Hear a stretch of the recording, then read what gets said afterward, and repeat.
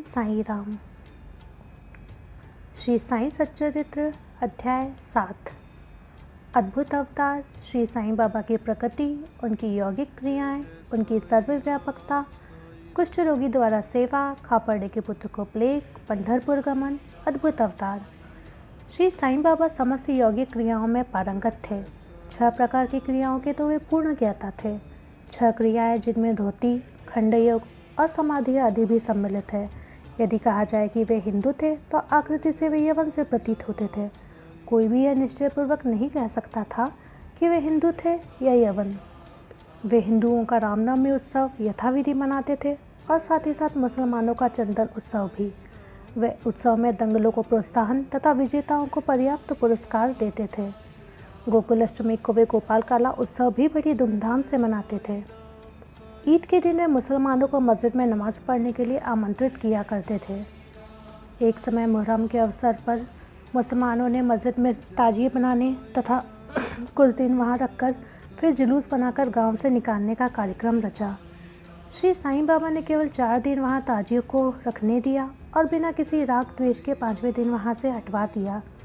यदि कहें कि वे यवन थे तो उनके कान हिंदुओं की रीति के अनुसार सीधे हुए थे, और यदि कहें कि वे हिंदू थे तो वे सुनता कराने के पक्ष में थे। नाना साहेब चांदोरकर, जिन्होंने उनको बहुत समीप से देखा था, उन्होंने बताया कि उनकी सुन्नत नहीं हुई थी। साई लीला पत्रिका श्री बीवी देव द्वारा लिखित शीर्षक बाबा यवन की हिंदू, पृष्ठ 562 देखिए। यदि कोई उन्हें हिंदू घोषित करे तो वे सदा मस्जिद में निवास करते थे, और यदि यवन कहे तो वे सदा वहाँ धूनी प्रज्वलित रखते थे तथा अन्य कर्म जो कि इस्लाम धर्म के विरुद्ध है, जैसे चक्की पीसना, शंख तथा घंटानाद, होम आदि करना, अन्नदान और अर्धध्यान पूजन आदि सदैव वहाँ चलते रहते थे। यदि कोई कहे कि वे यवन थे तो कुलीन ब्राह्मण और अग्निहोत्री भी अपने नियमों का उल्लंघन कर उनको सदा साष्टांग नमस्कार किया करते थे। जो उनके स्वदेश का पता लगाने गए, उन्हें अपना प्रश्न ही विस्मृत हो गया और वे उनके दर्शन मात्र से मोहित हो गए। अस्तु, इसका निर्णय कोई नहीं कर सकता कि यथार्थ में साईं बाबा हिंदू थे या यवन। इसमें आश्चर्य ही क्या है। जो अहं व इंद्रजन सुखों को तिलांजलि देकर ईश्वर की शरण में आ जाता है तथा जब उसे ईश्वर के साथ अभिन्नता प्राप्त हो जाती है, तब उसकी कोई जाति पाति नहीं रह जाती। इसी कोटि में श्री साईं बाबा थे। वे जातियों और प्राणियों में किंचित मात्र भी भेदभाव नहीं रखते थे। फकीरों के साथ वे आमिष और मछली का सेवन भी कर लेते थे। कुत्ते भी उनके भोजन पात्र में मुंह डालकर स्वतंत्रतापूर्वक खाते थे, परंतु उन्होंने कभी कोई आपत्ति नहीं की। ऐसा अपूर्व और अद्भुत श्री साईं बाबा का अवतार था। गत जन्मों के शुभ संस्कारों के परिणाम स्वरूप मुझे भी उनके श्री चरणों में बैठने का और उनका सत्संग लाभ उठाने का सौभाग्य प्राप्त हुआ। मुझे जिस आनंद व सुख का अनुभव हुआ, उसका वर्णन मैं किस प्रकार कर सकता हूँ। यथार्थ में बाबा अखंड सच्चिदानंद थे। उनकी महानता और अद्वितीयता का बखान कौन कर सकता है। जिसने उनके श्री चरण कमलों की शरण ली, उसे साक्षात्कार की प्राप्ति हुई।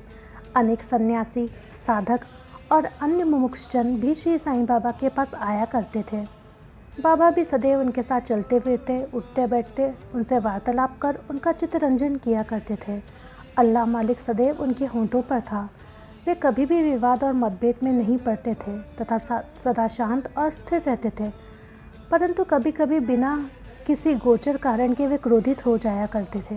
वे सदैव ही वेदांत की शिक्षा दिया करते थे। कोई भी अंत तक न जान सका कि श्री साईं बाबा वास्तव में कौन थे। गरीब और अमीर दोनों उनके लिए एक समान थे। वे लोगों के गुहा व्यापार को पूर्णतया जानते थे, और जब वे रहस्य प्रकट करते तो सब विस्मित हो जाते थे।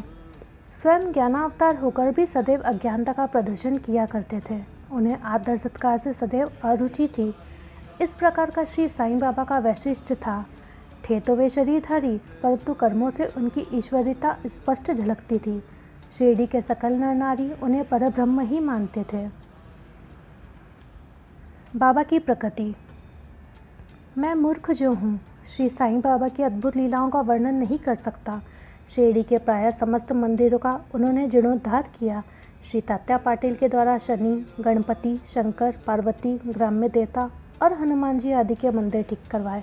उनका दान भी विलक्षण था।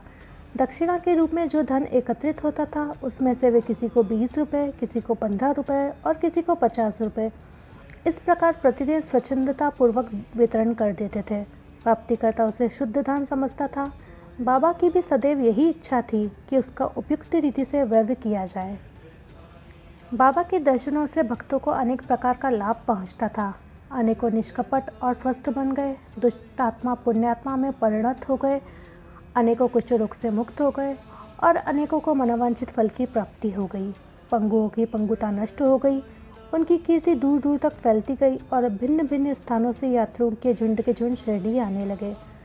बाबा सदा धूनी के पास ही आसन जमाए रहते और वहीं विश्राम किया करते थे।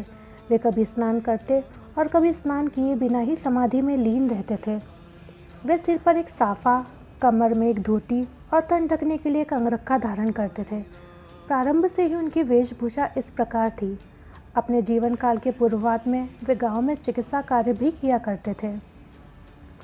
रोगियों को निदान कर उन्हें औषधि भी देते थे और उनके हाथ में अपरिमित यश था। इस कारण वे अल्पकाल में ही योग्य चिकित्सक विख्यात हो गए। यहाँ केवल एक ही घटना का उल्लेख किया जाता है जो बड़ी विचित्र सी है। विलक्षण नेत्र चिकित्सा। एक भक्त की आंखें बहुत लाल हो गई थी, उनमें सूजन भी आ गई थी। शिरडी सरी के छोटे से ग्राम में डॉक्टर कहाँ। तब भक्तगण ने रोगी को बाबा के समक्ष उपस्थित किया। इस प्रकार की पीड़ा में डॉक्टर प्रायः लेप, मरहम, अंजन, गाय का दूध तथा कपूरयुक्त औषधियों का प्रयोग में लाते हैं, पर बाबा की औषधि तो सर्वथा ही भिन्न थी। उन्होंने भिलावा पीसकर उसकी 2 गोलियां बनाई और रोगी के नेत्रों में एक एक गोली चिपकाकर कपड़े की पट्टी से आंखें बांध दी। दूसरे दिन पट्टी हटाकर नेत्रों के ऊपर जल के छींटे छोड़े गए। सूजन कम हो गई और नेत्र प्रायः निरोग हो गए। नेत्र शरीर का एक अति सुकोमल अंग है, परंतु बाबा की औषधि से कोई हानि नहीं पहुंची, वरन नेत्रों की व्याधि दूर हो गई। इस प्रकार अनेक रोगी निरोग हो गए। यह घटना तो केवल उदाहरण स्वरूप ही यहाँ दी गई है। बाबा की यौगिक क्रियाएं। बाबा को समस्त यौगिक प्रयोग और क्रियाएं ज्ञात थी। उनमें से केवल 2 का ही उल्लेख यहाँ किया जाता है। धोती क्रिया, आंतें स्वच्छ करने की क्रिया। प्रति तीसरे दिन बाबा मस्जिद से पर्याप्त दूरी पर एक वट वृक्ष के नीचे किया करते थे। एक अवसर पर लोगों ने देखा कि उन्होंने अपनी आंतों को उधर से बाहर निकालकर उन्हें चारों ओर से स्वच्छ किया और समीप के वृक्ष पर सूखने के लिए रख दिया। शिरडी में इस घटना की पुष्टि करने वाले लोग अभी भी जीवित हैं। उन्होंने इस सत्य की परीक्षा भी की थी। साधारण धोती क्रिया एक 3.5 फुट लंबे और 22.5 फुट लंबे गीले कपड़े से की जाती है। इस कपड़े को मुंह के द्वारा उदर में उतार लिया जाता है तथा उसे लगभग आधा घंटे तक रखे रहते हैं ताकि उसका पूरा प्रभाव हो जाए। तत्पश्चात उसे बाहर निकाल लेते हैं, पर बाबा की यह धोती क्रिया सर्वथा विचित्र और असाधारण थी। 2. खंड योग। एक समय बाबा ने अपने शरीर के अवयव पृथक पृथक कर मस्जिद के भिन्न भिन्न स्थानों में बिखेर दिए। अकस्मात उसी दिन एक महाशय मस्जिद में पधारे और अंगों को इस प्रकार यहाँ वहाँ बिखरा देखकर बहुत ही भयभीत हुए। पहले उनकी इच्छा हुई कि लौटकर ग्राम अधिकारी के पास यह सूचना भिजवा देनी चाहिए कि किसी ने बाबा का खून कर उनके टुकड़े टुकड़े कर दिए हैं, परंतु सूचना देने वाला पहले पकड़ा जाता है। यह सोचकर वे मौन रहे। दूसरे दिन जब वे मस्जिद गए तो बाबा को पूर्ववत हष्ट पुष्ट स्वस्थ देखकर उन्हें बड़ा विस्मय हुआ। उन्हें ऐसा लगा कि पिछले दिन जो दृश्य देखा था वह कहीं स्वप्न तो नहीं था। बाबा बाल्यकाल से ही यौगिक क्रियाएं किया करते थे और उन्हें जो अवस्था प्राप्त हो चुकी थी उसका सत्य ज्ञान किसी को भी नहीं था। चिकित्सा के नाम पर उन्होंने कभी किसी से एक पैसा स्वीकार नहीं किया। अपने उत्तम लोकप्रिय गुणों के कारण उनकी कीर्ति दूर दूर तक फैल गई। उन्होंने अनेक निर्धनों और रोगियों को स्वास्थ्य प्रदान किया। इस प्रसिद्ध डॉक्टरों के डॉक्टर, मसीहाओं के मसीहा ने कभी अपने स्वार्थ की चिंता न कर अनेक विघ्नों का सामना किया तथा स्वयं असहनीय वेदना और कष्ट सहन कर सदैव दूसरों की भलाई की और उन्हें विपत्तियों में सहायता पहुंचाई। वे सदा पर कल्याणार्थ चिंतित रहते थे। ऐसी ही एक घटना नीचे दी जाती है जो उनकी सर्वव्यापकता तथा महान दयालुता की द्योतक है। बाबा की सर्वव्यापकता और दयालुता। सन 1910 में बाबा दीपावली के शुभ अवसर पर धूनी के समीप बैठे हुए अग्नि ताप रहे थे तथा साथ ही साथ धूनी में लकड़ी डालते जा रहे थे। कुछ समय पश्चात उन्होंने लकड़ियां डालने के स्थान पर अपना हाथ धूनी में डाल दिया। धूनी प्रचंडता से प्रज्वलित थी। हाथ बुरी तरह झुलस गया। नौकर माधव तथा माधवराव देशपांडे ने बाबा को खींचकर धूनी में हाथ डालते हुए देखकर उन्हें दौड़कर बलपूर्वक पीछे खींच लिया। माधवराव ने बाबा से कहा, देवा, आपने ऐसा क्यों किया? बाबा सावधान होकर कहने लगे, यहाँ से कुछ दूरी पर एक लुहारिन जब भट्टी ठोक रही थी, उसी समय उसके पति ने उसे बुलाया।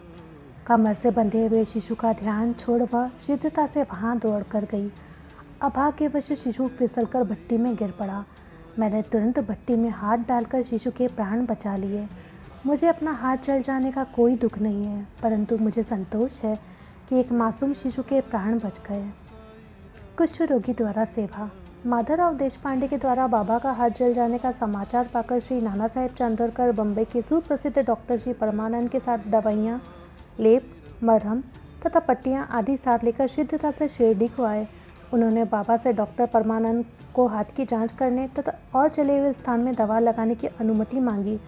यह प्रार्थना अस्वीकृत हो गई। हाथ जल जाने के पश्चात एक कुष्ठ रोग पीड़ित भक्त भागोजी शिंदे उनके हाथ पर सदैव पट्टी बांधते थे। उनका कार्य था प्रतिदिन जले हुए स्थान पर घी मलना और उसके ऊपर एक पत्ता रखकर पट्टियों से उसे पुनः पूर्ववत कसकर बांध देना। घाव शीघ्र बढ़ जाए इसके लिए नाना साहेब चांदोरकर ने पट्टी छोड़ने तथा डॉक्टर परमानंद से जांच व चिकित्सा कराने का बाबा से बारंबार अनुरोध किया। यहाँ तक कि डॉक्टर परमानंद ने भी अनेक बार प्रार्थना की, परंतु बाबा ने यह कहते हुए टाल दिया कि केवल अल्लाह ही मेरा डॉक्टर है। उन्होंने हाथ का परीक्षण करवाना अस्वीकार कर दिया। डॉक्टर परमानंद की दवाइयाँ शिरडी के वायुमंडल में न खुल सकी और न उपयोग में आ सकी। फिर भी डॉक्टर साहब का परम भाग्य था जो उन्हें बाबा के श्री दर्शन का लाभ हुआ। भागोजी को दवा लगाने की अनुमति मिल गई। कुछ दिनों के उपरांत जब घाव भर गया तब सब भक्त सुखी हो गए, परंतु यह किसी को भी ज्ञात न था कि कुछ पीड़ा शेष रही है या नहीं। प्रतिदिन प्रातःकाल धृत से हाथ की मालिश और पुनः कसकर पट्टी बांधना श्री साईं बाबा की समाधि पर्यंत यह क्रम इसी प्रकार चलता रहा। श्री साईं बाबा सदस्य पूर्ण सिद्ध को यथार्थ में इस चिकित्सा की भी कोई आवश्यकता नहीं थी, परंतु भक्तों के प्रेमवश उन्होंने भागोजी की यह सेवा अर्थात उपासना निर्विघ्न स्वीकार की। जब बाबा लेंडी को जाते तो भागोजी छाता लेकर उनके साथ ही जाते थे। प्रतिदिन प्रातःकाल जब बाबा धूनी के पास आसन पर विराजते तब भागोजी वहाँ पहले से ही उपस्थित रहकर अपना कार्य प्रारंभ कर देते थे। भागोजी ने पिछले जन्म में अनेक पाप कर्म किए थे, इस कारण वे कुष्ठ रोग से पीड़ित थे। उनकी उंगलियां गल चुकी थी और शरीर पीप आदि से भरा हुआ था, जिससे दुर्गंध भी आती थी। यद्यपि ब्रह्म दृष्टि से वे दुर्भागी प्रतीत होते थे, परंतु बाबा का प्रधान सेवक होने के नाते यथार्थ में वही अधिक भाग्यशाली तथा सुखी थे। उन्हें बाबा का सानिध्य का पूर्ण लाभ प्राप्त हुआ। बालक खापड़े को प्लेग। अब मैं बाबा की एक दूसरी अद्भुत लीला का वर्णन करूंगा। श्रीमती खापड़े अमरावती के श्री दादा साहेब खापड़े की धर्मपत्नी अपने छोटे पुत्र के साथ कई दिनों से शिरडी में थी। पुत्र तीव्र जर से पीड़ित था। पश्चात उसे प्लेग की गिल्टी भी निकल आई। श्रीमती खापड़े भयभीत हो घबराने लगी और अमरावती लौट जाने का विचार करने लगी। संध्या समय जब बाबा वायु सेवन के लिए वाड़े, जब समाधि मंदिर कहा जाता है, के पास से जा रहे थे, तब उन्होंने उनसे लौटने की अनुमति मांगी तथा कंपित स्वर में कहने लगी कि मेरा प्रिय पुत्र प्लेग से ग्रस्त हो गया है, अतः अब मैं घर लौटना चाहती हूँ।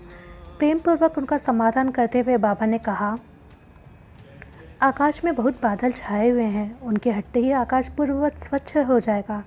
ऐसा कहते हुए उन्होंने कमर तक अपनी कपनी ऊपर उठाई और वहाँ उपस्थित सभी लोगों को अंडों के बराबर 4 गिल्टियाँ दिखाकर कहा, देखो मुझे अपने भक्तों के लिए कितना कष्ट उठाना पड़ता है, उनके कष्ट मेरे हैं।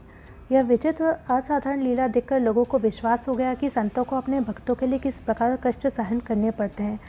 संतों का हृदय मोम से भी नरम तथा मक्खन जैसा कोमल होता है। वे अकारण ही भक्तों से प्रेम करते हैं और उन्हें अपना निजी संबंधी समझते हैं। पंढरपुर गमन और निवास।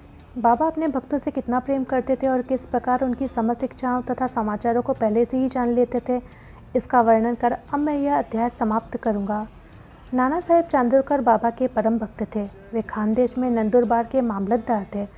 उनका पंढरपुर को स्थानांतरण हो गया और श्री साईं बाबा की भक्ति उन्हें फलदायी हो गई, क्योंकि उन्हें पंढरपुर, जो भुवे कुंठ अर्थात पृथ्वी का स्वर्ग सदृश ही समझा जाता है, उसमें रहने का अवसर प्राप्त हो गया। नाना साहेब को शीघ्र ही कार्यभार संभालना था, इसलिए वे किसी को पूर्व पत्र या सूचना दिए बिना ही शीघ्रता से शिरडी को रवाना हो गए। वे अपने पंढरपुर शिरडी में अचानक ही पहुंचकर अपने विठोबा अर्थात बाबा को नमस्कार कर फिर आगे प्रस्थान करना चाहते थे। नाना साहेब के आगमन की किसी को भी सूचना न थी, परंतु बाबा से क्या छिपा था, वे तो सर्वज्ञ थे। जैसे ही नाना साहब नीम गांव, जो शिरडी से कुछ ही दूरी पर है, पहुँचे, बाबा पास बैठे हुए मालसापति अप्पा शिंदे और काशीराम से वार्तालाप कर रहे थे। उसी समय मस्जिद में स्तब्धता छा गई और बाबा ने अचानक ही कहा, चलो चारों मिलकर भजन करें। पंढरपुर के द्वार खुले हैं। यह भजन प्रेम पूर्वक गाएं। पंढरपूरला जायांचे तिथेच मजला रायांचे घरते मैया रायांचे। सब मिलकर प्रेम पूर्वक गाने लगे। भावार्थ, मुझे पंढरपुर जाकर वहीं रहना है क्योंकि वह मेरे स्वामी ईश्वर का घर है। बाबा गाते जाते और भक्तगण उसे दोहराते जाते। कुछ समय में नाना साहब ने वहाँ सकुटुंब पहुंचकर बाबा को प्रणाम किया। उन्होंने बाबा से पंढरपुर पधारने तथा वहाँ निवास करने की प्रार्थना की। पाठकों, अब इस प्रार्थना की आवश्यकता ही कहाँ थी। भक्तगण ने नाना साहब को बतलाया कि बाबा पंढरपुर के वास में पहले से ही थे। यह सुनकर नाना साहब द्रवित हो श्री चरणों पर गिर पड़े और बाबा की आज्ञा उदी तथा आशीर्वाद प्राप्त कर वे पंढरपुर को रवाना हो गए। बाबा की कथाएं अनंत है। अन्य विषय जैसे मानव जन्म का महत्व, बाबा का भिक्षावृत्ति पर निर्वाह, बाईजाबाई की सेवा तथा अन्य कथाओं को अगले अध्याय के लिए शेष रखकर अब मुझे यहाँ विश्राम करना चाहिए। श्री सद्गुरु साईनाथा समर्पणस्तु। शुभम भवतु। श्री सच्चिदानंद सद्गुरु साईनाथ महाराज की जय। अध्याय समाप्त।